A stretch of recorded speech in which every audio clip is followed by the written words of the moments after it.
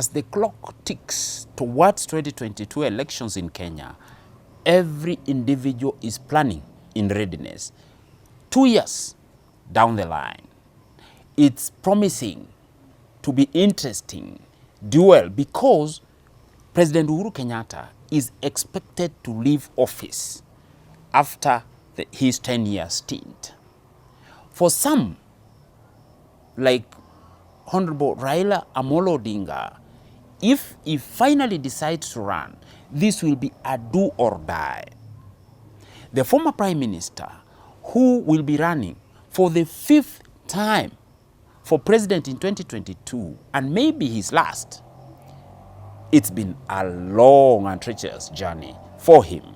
It is expected that he will be riding on the Building Bridges Initiative, BBI, based on political alliance with President Uhuru Kenyatta following the handshake of March 2018.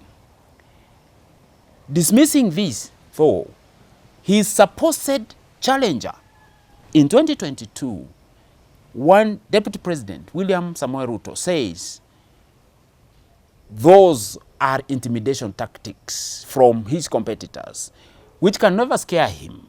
He says he's been intimidated many times before, and this is not going to be his last. He will be there. So, looks like we are set for Deputy President William Ruto versus opposition leader Raila Odinga. And if you remember very well, before COVID, there were weekend rallies, and these were basically platforms for selling Raila Odinga's political tradecraft while demeaning others and elevating Raila Odinga to that level above everyone else, actually including Deputy President William Samoei Ruto. What we can see as is now, Raila has immense powers because although we see and we know he's unelected, he doesn't have an elective office. He's very strong in government. A whole 2 years before a presidential run. And this gives him a lot of leverage. But Raila has blessings also and backing of President Uhuru Kenyatta. So that together gives him some pedestal. In fact, Raila Odinga is consulted, if you wish, by many people in government, by the cabinet, by influential people in government. And that shows you how far the relationship between President Uhuru Kenyatta and opposition leader Raila Odinga has taken Raila Odinga in terms of stature and political connections. Now, with that, and with the deputy president deliberately sidelined on state, presidential, cabinet, political events, and ignored by all those who matter in government,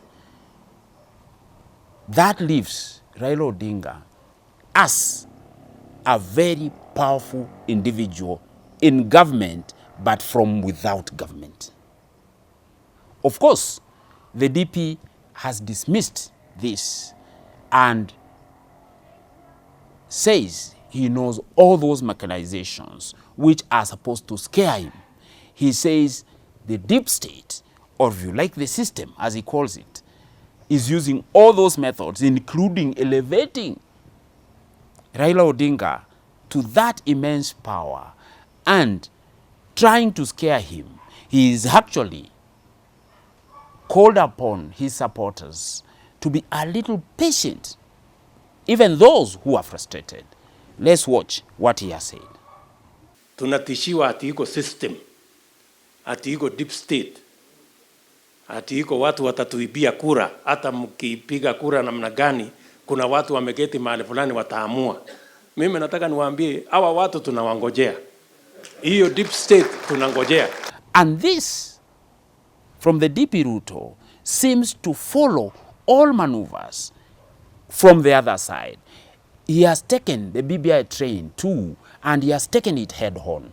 When everyone thought that he will be found on the opposite side of the BBI, he jumped ship very fast and supported the BBI. And now that BBI may not be a gun to start the marathon against him, because he has said he will support it. So he has already deflated that. But many times, associates of the president, like David Murathe, who is the vice chair of Jubilee, and Siaya Senator James Orengo, have clearly hinted that Raila, the relationship between Raila Odinga and Uhuru Kenyatta, is for the formation of one momentous leader who will then face off with Deputy President William Ruto in the next election. To further this point, Murathe has described the March 2018 working relationship or handshake between Raila Odinga and President Uhuru Kenyatta as a momentous political development that will define the country's politics for the next 50 years. It is time Kenyans rewarded the long years of the struggle of Raila Amolo Odinga. They owe it to him. It's like Mandela. It's a Mandela moment. And we'd also like to tell him to be a transitional president who will then nurture young generation to take over in 2027. I personally, and this is not going to be misconstrued, I will vote for Raila Amolo Odinga to be the next president of the Republic of Kenya. He says in this video that Raila Odinga is the only politician who can beat Deputy President William Ruto in 2022 context. And so, Jubilee Vice Chair Murathe has always said this repeatedly, that they believe in the party or in the presidency that he is the only person who can beat one William Samoei Ruto. We trust this because we know Murathe's word is very, very close to the president.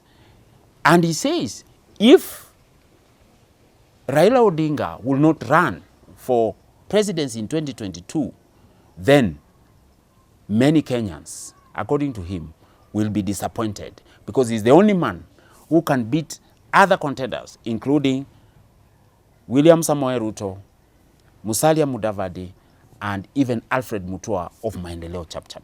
What is interesting, though, is that the ODM leader has never announced, has never hinted, has never said whether he will give a stab at the top seat. However, what we see recently is that the ODM leader is actually preparing his party for the next elections.